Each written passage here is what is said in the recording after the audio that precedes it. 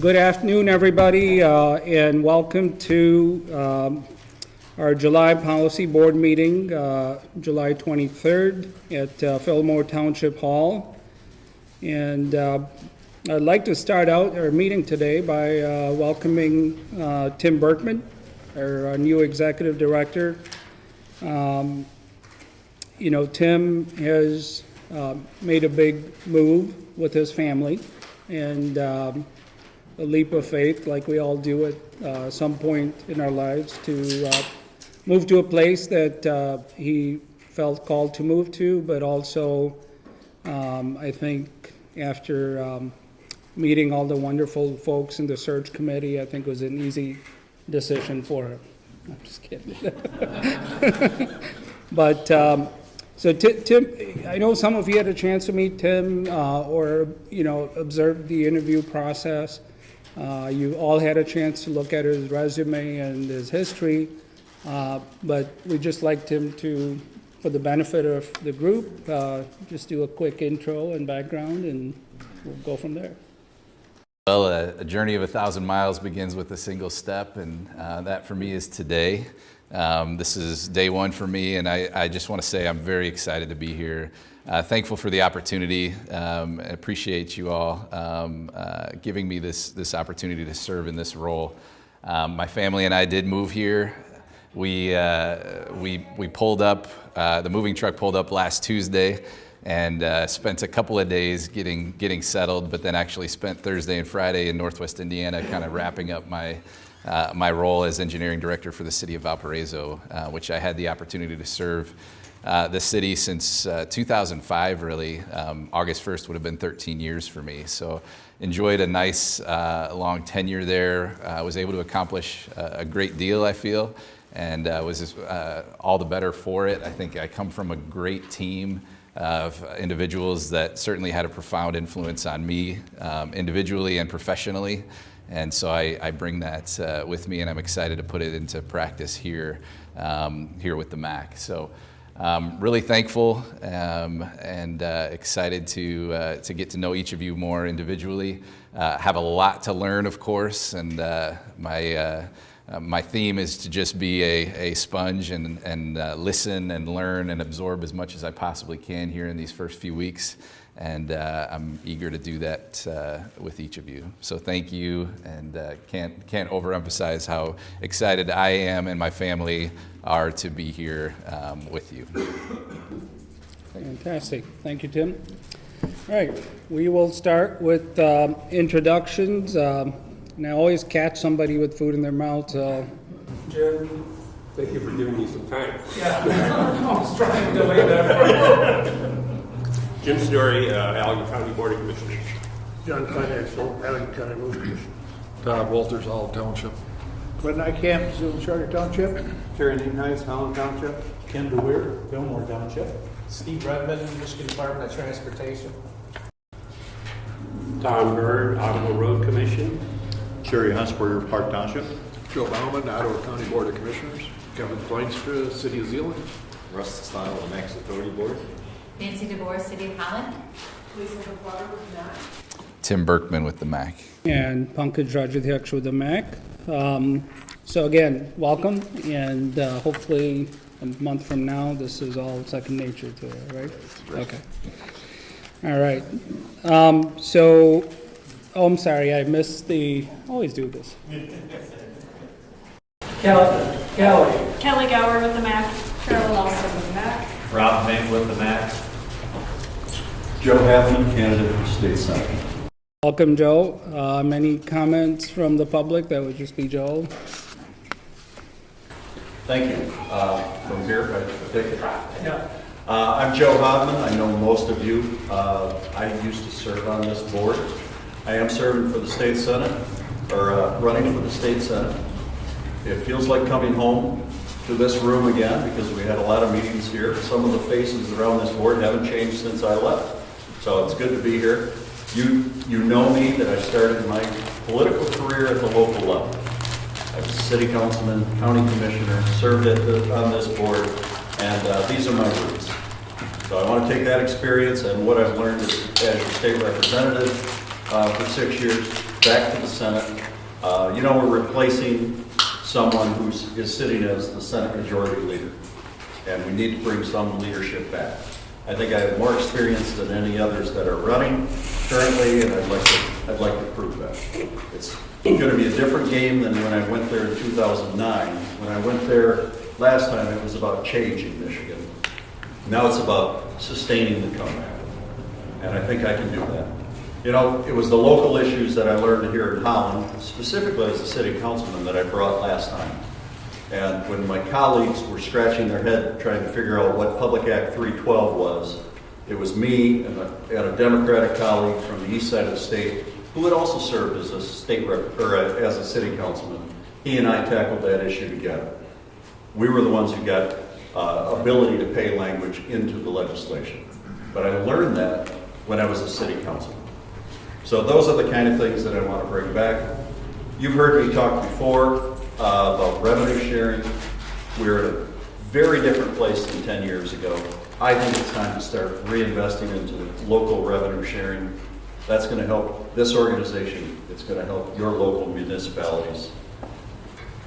Thank you to those around this table who have already endorsed my candidacy. I appreciate that.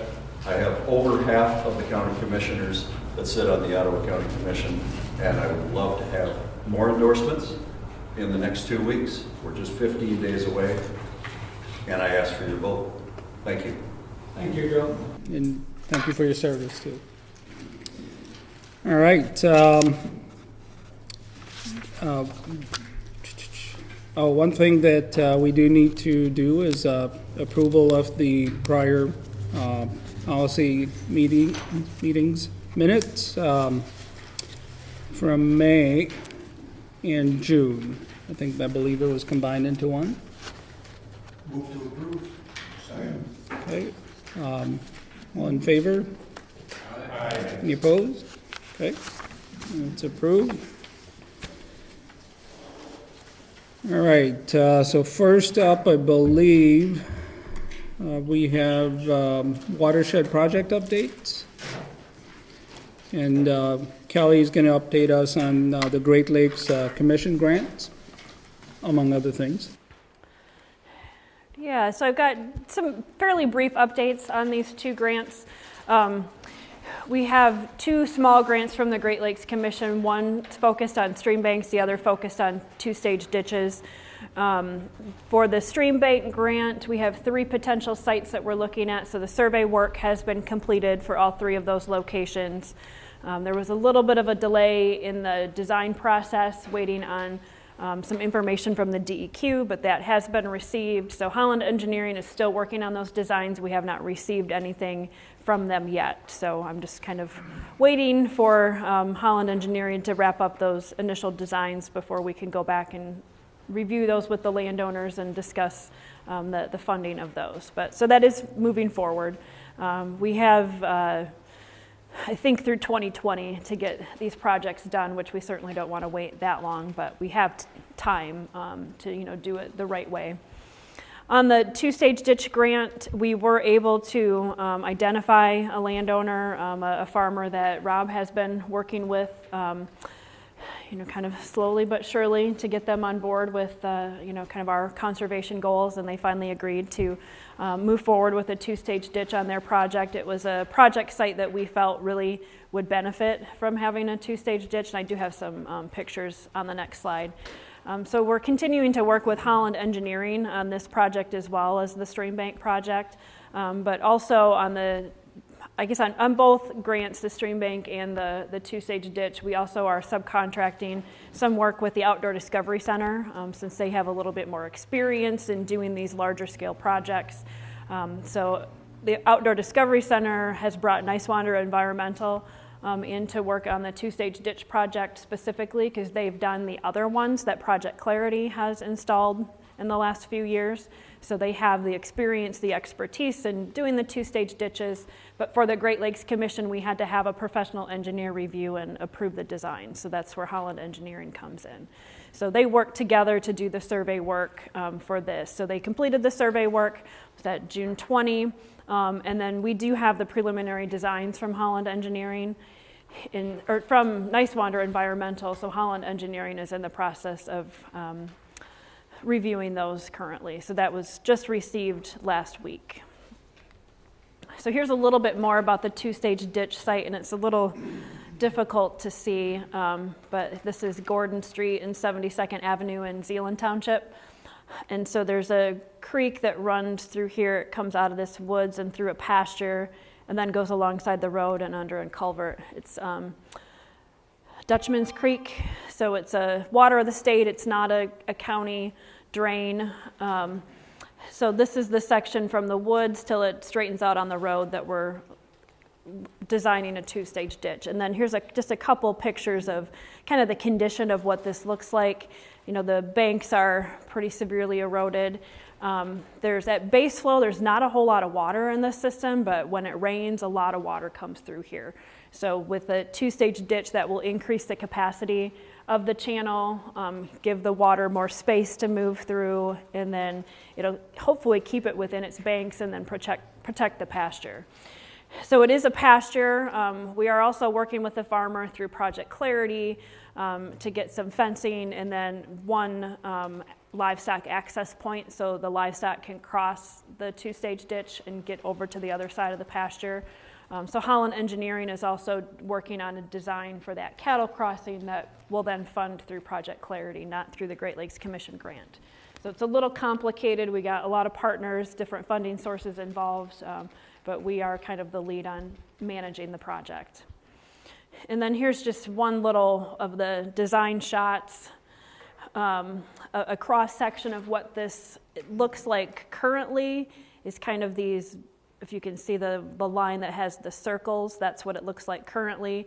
So, and then this is what they're proposing to cut these banks back to put this shelf in, and then there's some fill that would go in to the existing channel to give it that shape of a two-stage channel. So there's the main channel and then these benches that when the water level rises, there's more capacity in the stream, and then it stays out of that pasture, ideally. Any questions about those projects?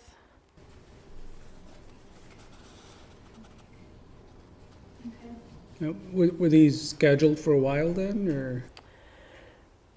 Well, we had the grant, we received the grant last fall. Okay. And then, so we're timing wise waiting for the winter to get over to get these started. So we're about on the time that we anticipated. The designs are taking a little bit longer, so we may not, depending on how the weather goes the rest of the fall, and we have to get permits from the state, from the DEQ. So we've got, you know, we're in a good place in terms of the timeline, but we may not be able to do fall construction. We may have to push this off till next year, because of just getting the final designs, the approval from the landowner, securing all the funds that we need, getting permits from the DEQ. So the designs were kind of step one in the process. Thanks, Kelly. So, you're welcome. Okay. Any questions for Kelly? Okay. Then I think up next you're going to share some community events that you hosted and participated in. Yep. I wanted to run through some of the events that we've had just since the last policy meeting, and then I've got a few that are coming up that I just want to make you aware of. So since the last policy meeting was the beginning of June, we've had a lot of events since then. It's more time that usually elapses between policy, but I think this is fairly representative of the type of typical summer community events that we participate in. We have our own programs, the macroinvertebrate monitoring, road stream crossing inventory, so we've done those this spring. And then in some of the pictures here, we do the community events like Herrick Fest, Zeal Mania, we do a Kids Day at the Farmers Market, and it's a big reason why we brought on interns for the summer to help us with these events. So I think interns have been out with us to all of these various community events. A couple other things on the list here, the Boys and Girls Club, Carolyn and I had an opportunity to go speak to one of their summer groups. Actually, it was in an art class, which was different for us. We hadn't been into an art classroom before, but got to talk to some kids about the watershed and help them understand the water cycle, and they did some art projects around that, so that was kind of neat. And then we've also been working more with Upward Bound, which is a Hope College program, working with local high schools, and I think we've worked primarily with the West Ottawa students. We had an intern in our office over the winter, and then they have summer programs with the Upward Bound students. So I had the opportunity to go talk to a group of juniors that were doing a project-based learning over the summer, interested in plastic pollution. So we talked about that in the watershed and the cleanup events that we do. And they did a project and a presentation. So I went to talk to them about the watershed, and then I went back to see their presentation. And then they are hoping to help us out with the fall river cleanup in September, recruit other students, maybe some of the sports teams from West Ottawa, and help us have a bigger, more successful event this fall. So that was a great opportunity to connect with some students from West Ottawa. And then we were also at the Laketown Concert Series. A lot of these events we like to do ahead of our own water festival so we can promote the water festival. And I've got some pictures of that on the next page. And then we love to eat, I mean, as evidenced by our layout here. So we were at the Zealand Pig Out last week, which is always a great event. And I think probably more successful for us this year. We gave away almost everything we brought with us. So it's a great event for us to go to and talk to people in Zealand. We do a lot of activities in Holland, and so it's great to get into other areas like going to the Laketown Concert Series and the Zealand Pig Out. And then, like I said, we had road stream crossing inventories. So here is a few pictures from the MACC Water Festival on July 14. Wasn't the greatest weather that day. We had a little period of rain, but people still were there and participating in activities. We figure the crowd was closer to maybe 1,500 to 2,000, about half of what it was last year because of that weather. So it wasn't quite as busy, but still well attended, and we had some great activities, some great conversations with people, new partners involved this year.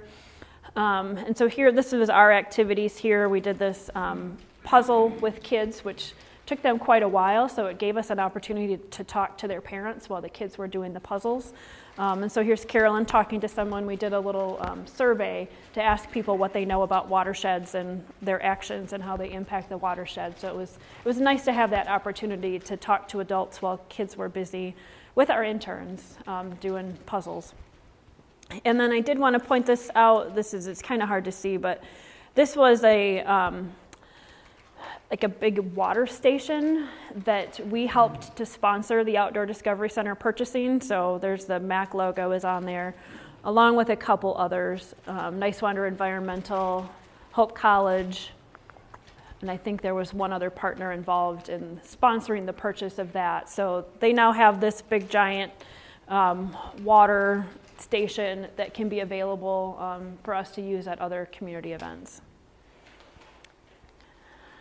All right, and then again, I just wanted to highlight some of our upcoming activities. We'll be at National Night Out in August in just a couple weeks. We have more road stream crossing inventories planned. Again, we like to eat, so we'll be at the Drunk Chicken Barbecue. And then just a reminder too for the Making a Case for Green Infrastructure seminar that we're hosting on August 23. I've sent some reminders about that. We do have some, decent registration numbers. I'd certainly like to get more people there.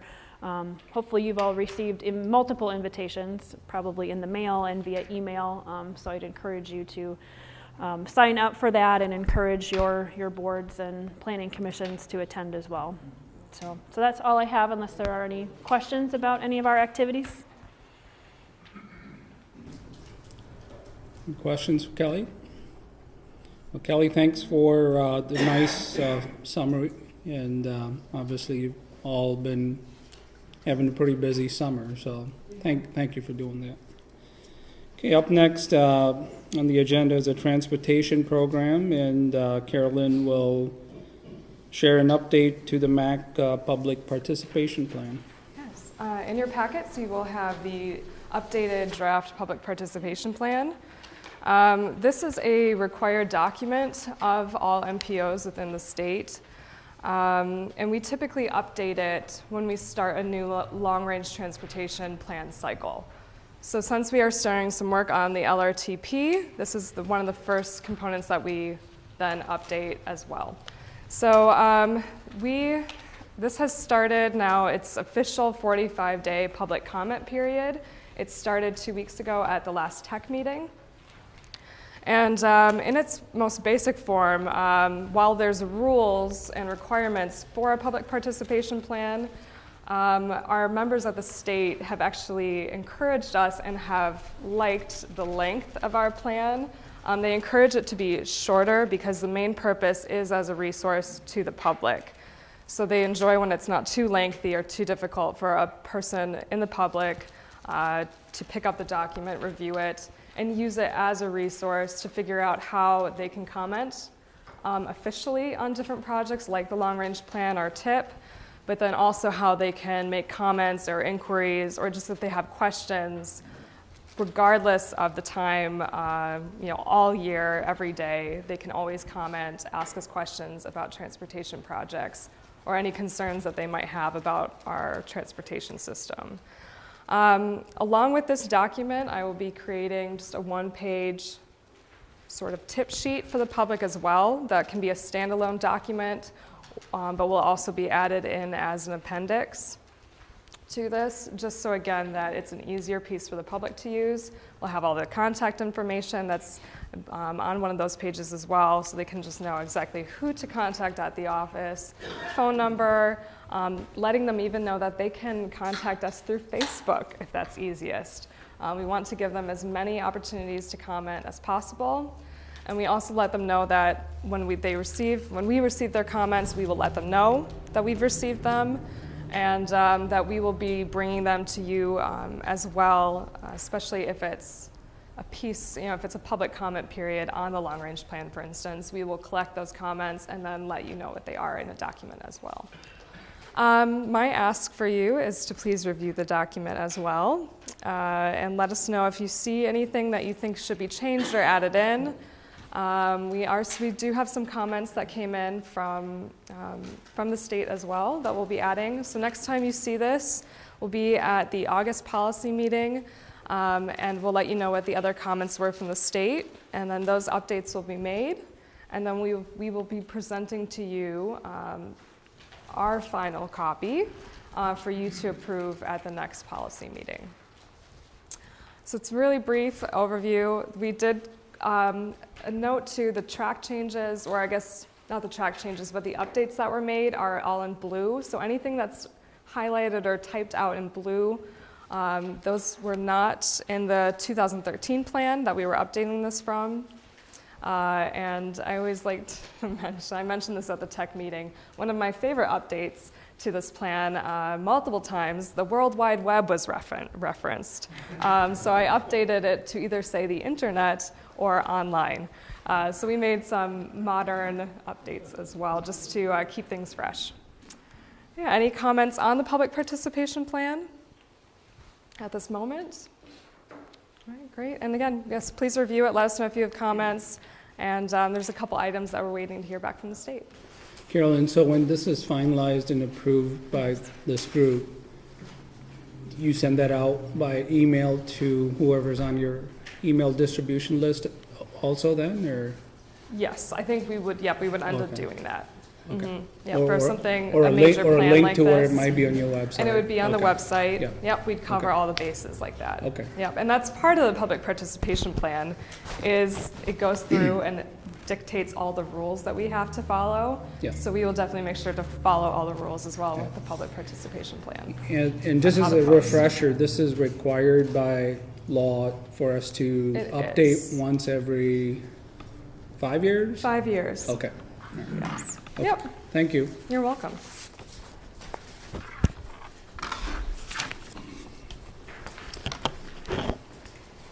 Okay, moving on.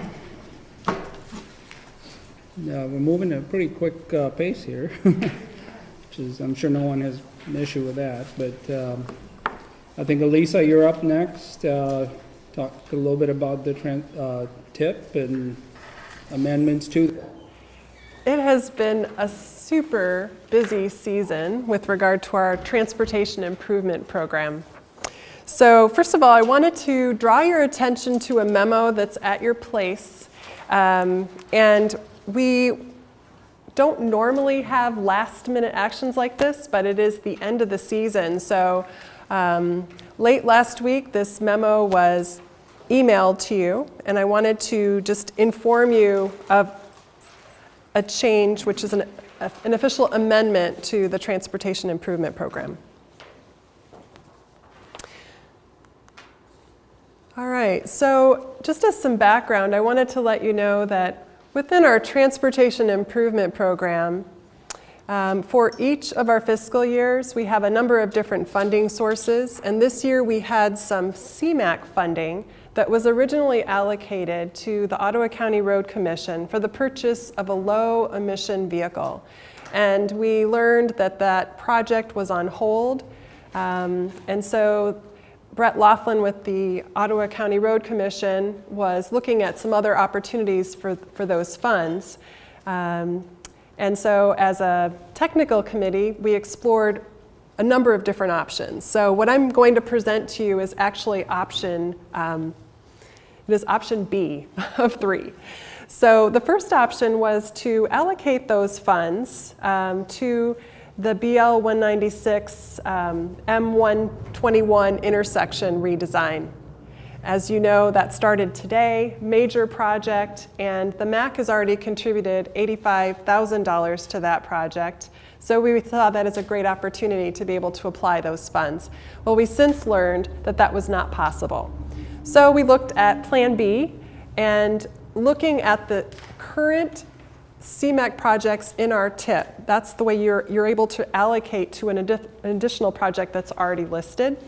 So we saw that the Cleaner Action Program was there, and as you all know, the Cleaner Action Program has very limited funds next year, so we saw that as an opportunity to be able to use those funds. If we didn't reallocate, we would lose the money, so that's plain and simple.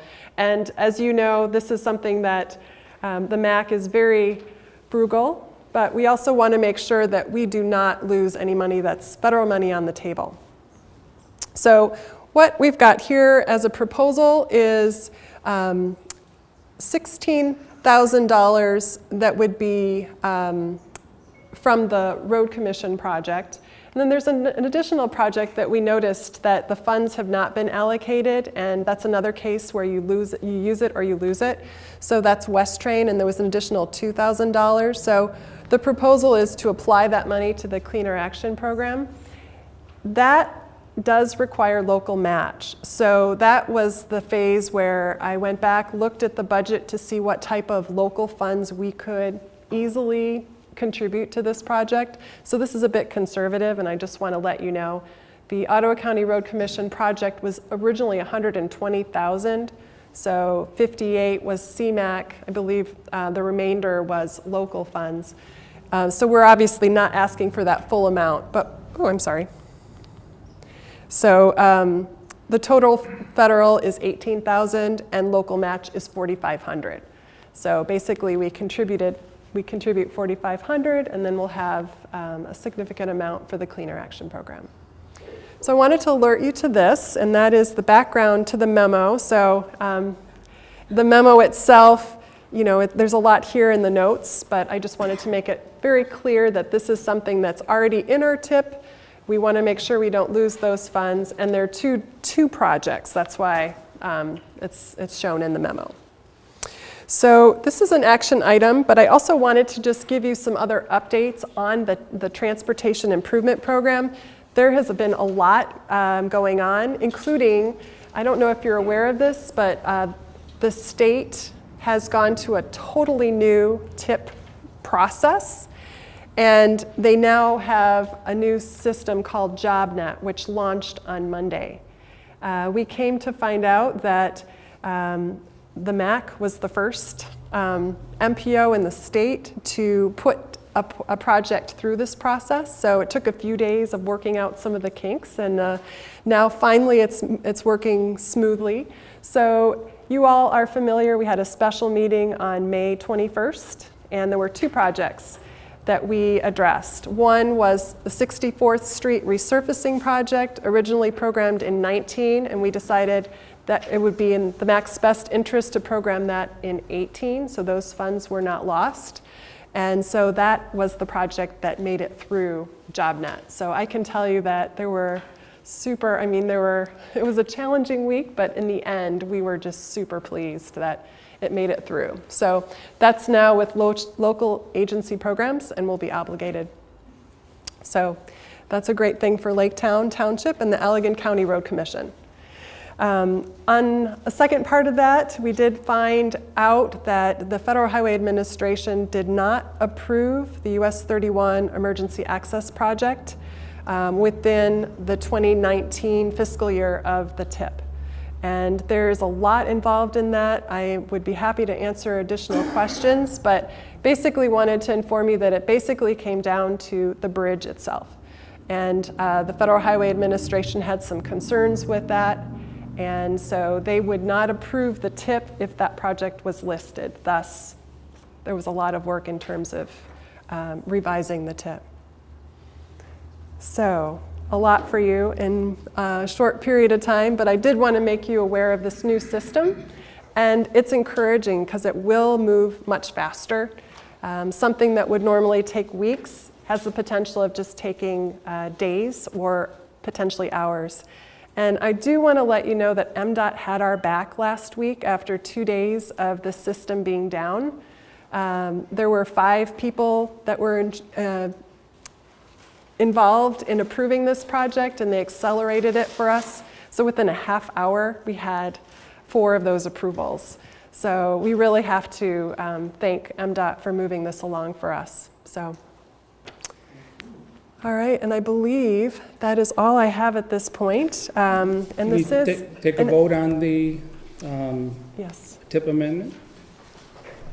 Could I ask a question? Yeah, sure, absolutely.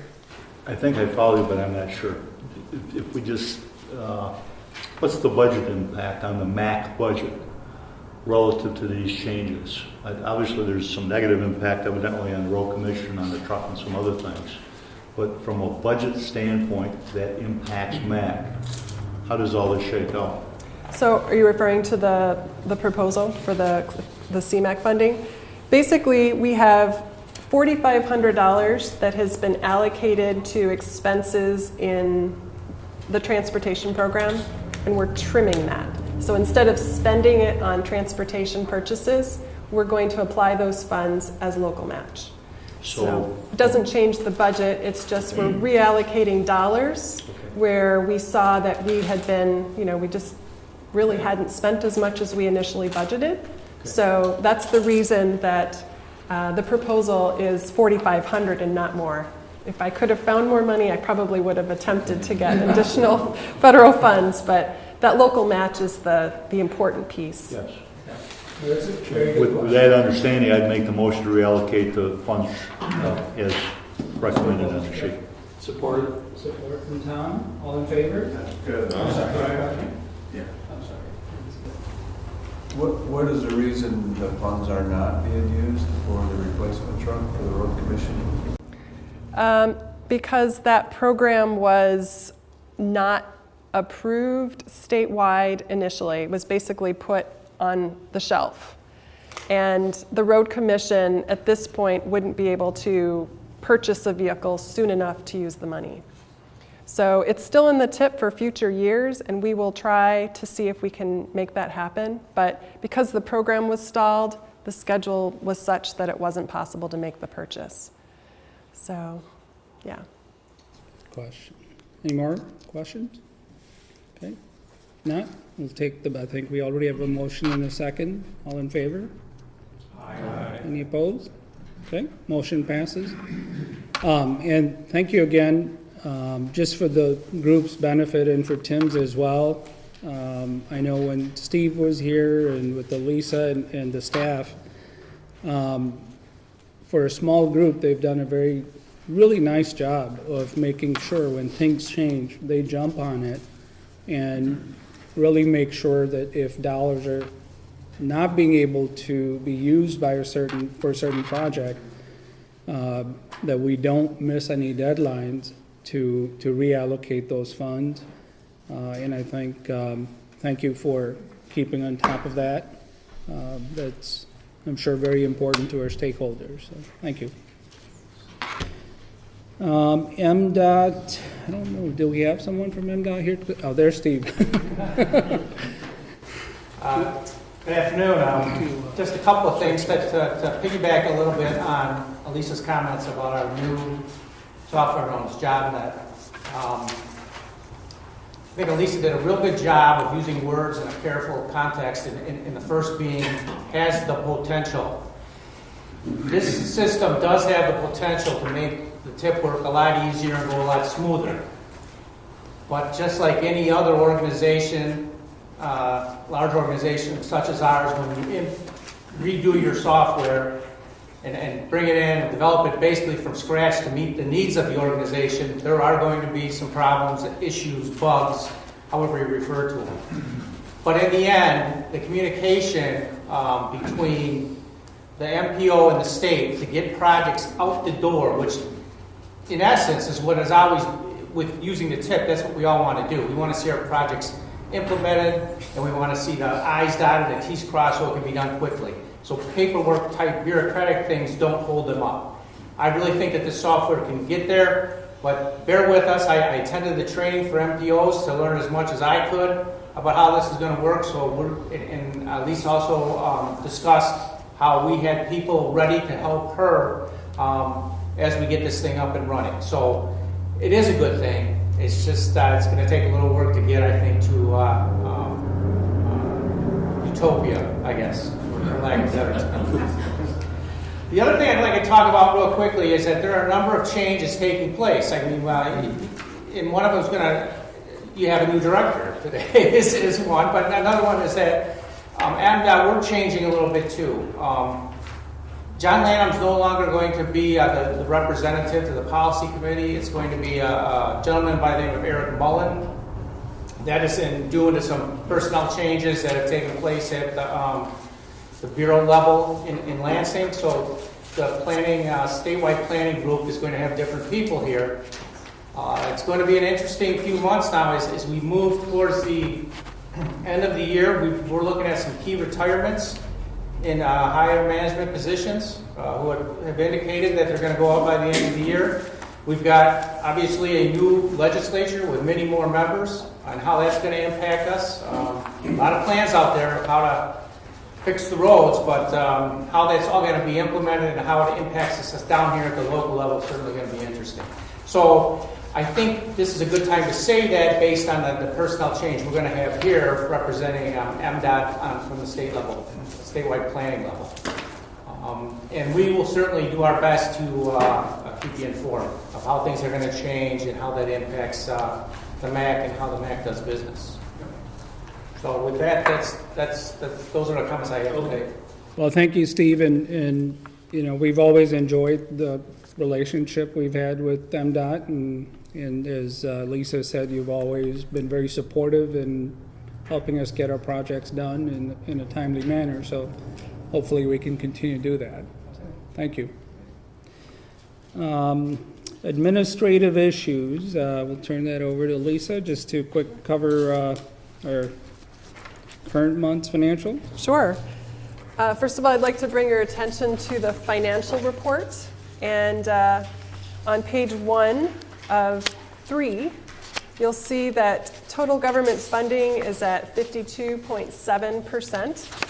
And one of the things that's in place, at least from the transportation side, is seeking reimbursement for a number of different projects. So you will see that that is reaching 100% in the next month, or I should say the next several months. And then on the back page, the total revenues right now are at 66.8% with our fiscal year ending end of September. And basically, total expenses are at 58.8%. So when we are working with Chris Brown, who serves as our financial administrator, and he is helping to make sure that all of our accounts are current and that our billing is also current. So Are there any questions? Seeing none, we also have for you a summary of 2 executive committee meetings, and since the policy board met June 4th, we've got 2 additional meetings that we slipped in.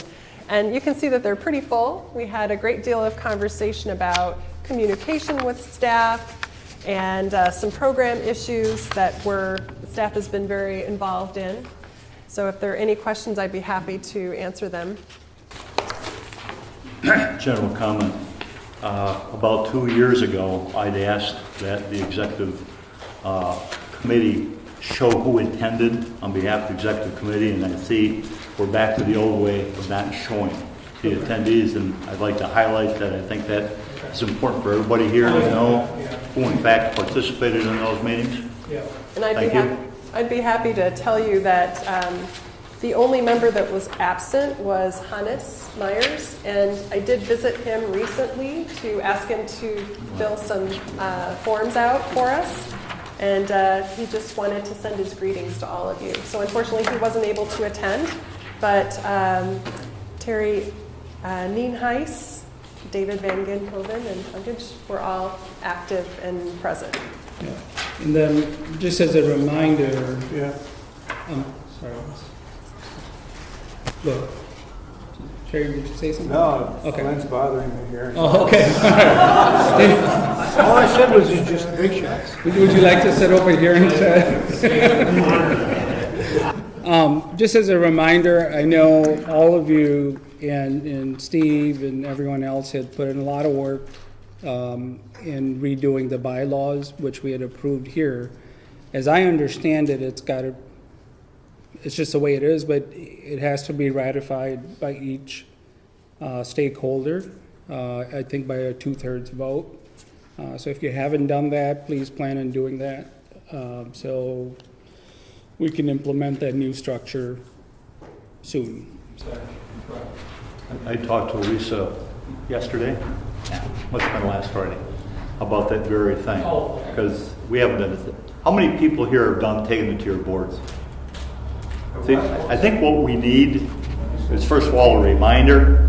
But I know the documents that I had written all over. She did email me the one with the changes on it and one the way we need it. Do we need to just simply have a motion from our board? I think we just need some specific direction on what we need to do. Okay. Yeah, and I thought that had been communicated the first time, but go ahead. Yeah, I have an email drafted that I was planning on sending after our policy meeting today. So you will get a copy of the bylaws, and then you can take action at your boards. So, and one other note, and this, thank you, Tim, for noticing this, that your recommendation of listing attendance was actually on the back of the minutes for June. And I apologize, I missed that. Yeah, the other one didn't have any listing. But for June it did. Yes, I did see that. Yeah. So that's something that we're working to incorporate. Tom? Could I ask a question on the June 11th minutes? You talked about the ozone designations. It says we are now required to air quality model to demonstrate that projects within the long-range training plan are within specified levels for air quality. How do we do that? And it also says non-attainment designations will take effect. Does that mean the non-attainment areas? Yes. But realistically speaking, we're going to do a project, we're going to repave James Street. How do we demonstrate that that is going to be within specified levels of air quality? Good question. And actually, within our long-range transportation plan and TIP schedules, we have an additional period of time that has been scheduled for modeling. Thankfully, MDOT is helping us with that piece, as well as the Grand Valley Metro Council. They will be modeling Kent and Ottawa. They will look at a set of all of the transportation projects within the TIP and the long-range plan. They will basically model those projects to see the impact they will have on air quality. A typical resurfacing project won't have great impact, but a widening project such as US 31 or a potential new facility like M231, those may have impact on air quality. So it's there's a science to it, and I can't claim to be an expert in air quality modeling, but I can tell you that that is an additional step in the process, and it's the reason that Carolyn and I have been working with MDOT to make sure that our long-range plan was completed by December of 2019 to allow that modeling to happen. And the term you'll hear is conformity. So that's something that will be our new reality. It'll be required as part of the planning process. So, yeah. All right. If no one has any further questions about the administrative issues, we'll turn it over to Ken. Ken, thanks again for hosting us in Fillmore Township, and we'll let you fill us in on all the wonderful stuff happening here. Well, we want to welcome everybody to Fillmore Township, especially Tim. An honor that you could be at our facility for the very first meeting. And I told you before the meeting that we're a pretty cordial bunch, and we're not very most of the time. And I also told them we weren't very intimidating, so I hope you found that out. Yes, great. Welcome. Thank you. As Joel let us know before public comments that there is an election coming up.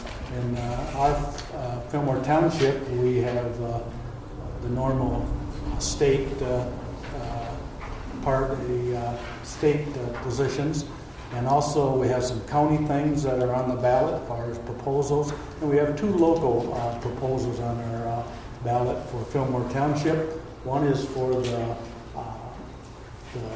treasurer's position that's going to be filled by Leah Folker.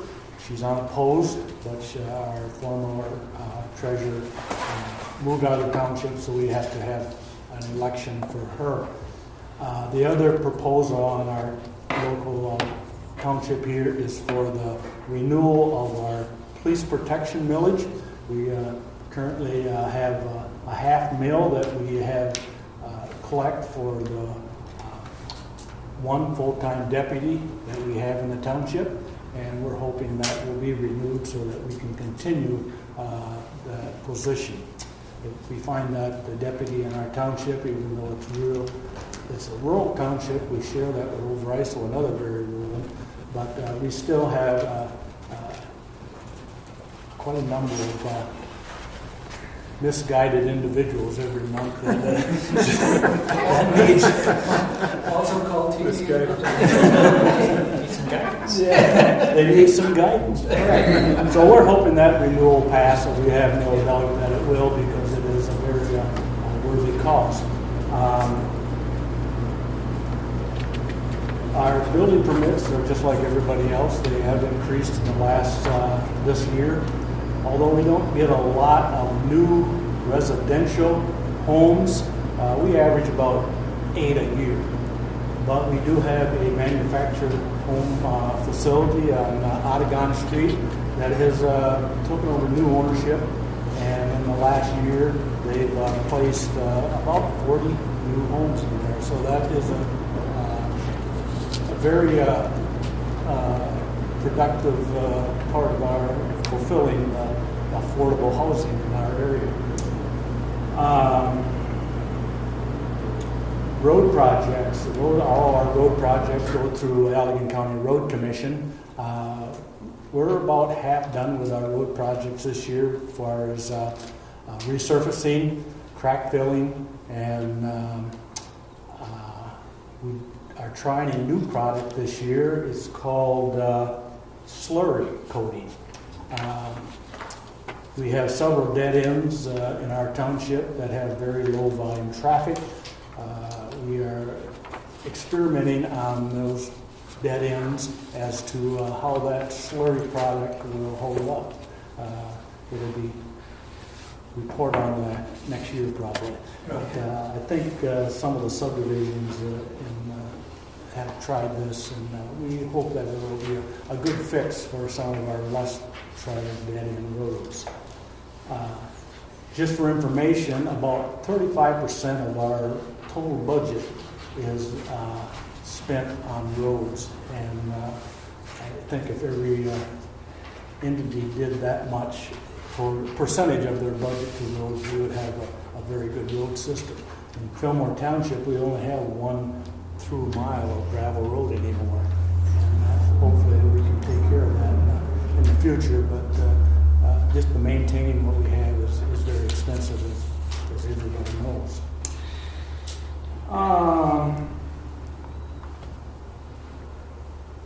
Farming is our main thing in the township. Our township is dedicated to the farming community. Farming has had a roller coaster year so far this year. We started out decent this spring, and then all of a sudden it started to rain, and it got very wet. The rain wasn't large amounts at one time, but it seemed like every time the fields were about ready to be worked and planted, we'd get another amount of rain, and that's just set them back. It got to the point where some of our farmland was not even planted this year because of the weather conditions and the soil conditions. Then after it got wet, it got dry, real dry, and it has affected some of our crops. As you can ride through the country and see, there's a lot of unevenness in the growth, and also some of it is behind.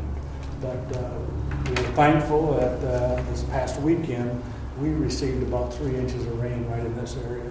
So that was very productive for the crops that are growing, and hopefully now that the weather straightens out, we can have a normal maturing and harvest season. That's because we are a farm community. One of the major farm products that we produce in the township is egg production. On any given day in our township, there are about 4 million eggs that are laid. That's a lot, and we have some very high-end egg-producing facilities in our township. Compliments of one of those producers today, they sent us some eggs, and we have plenty. Rod just got them out of the refrigerator. We would like everybody to take a dozen or 2 home with them, and remember that if you or whoever buys groceries in your family, that product didn't really come from the grocery store. It came from the farm, and we feel very highly that we should endorse that and educate people that farming is a very big thing in our township and in our county and our state also. So other than that, things are going well. And just thank for everybody coming, and once again, Tim, get to know you better, hopefully in the days and months. Well, Tim has 3 kids. I do. And so since they've just moved in, they're unboxing. I think he can probably take few more eggs back with him. We just ask if you take eggs, we encourage you to take a dozen or 2 if you want. Don't shove them in your car all day. But they're fresh eggs. They're fresh off the farm, so they're much fresher than what you get in the grocery shop. Okay, fantastic. Any other comments or contributions for the good of the group? Okay, then, do you know where our next meeting is?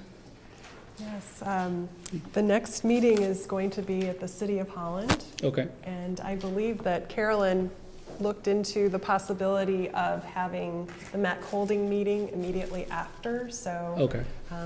Hopefully that will work out with all of your schedules. Okay. And what was the date again? August 27th. August 27? Okay, great. All right, if there's no other matters, I'll take a motion to adjourn the meeting. He was quick. Support. Okay, all in favor? Any opposed? Okay. Well, thank you all, and have a fantastic week. Thanks for coming.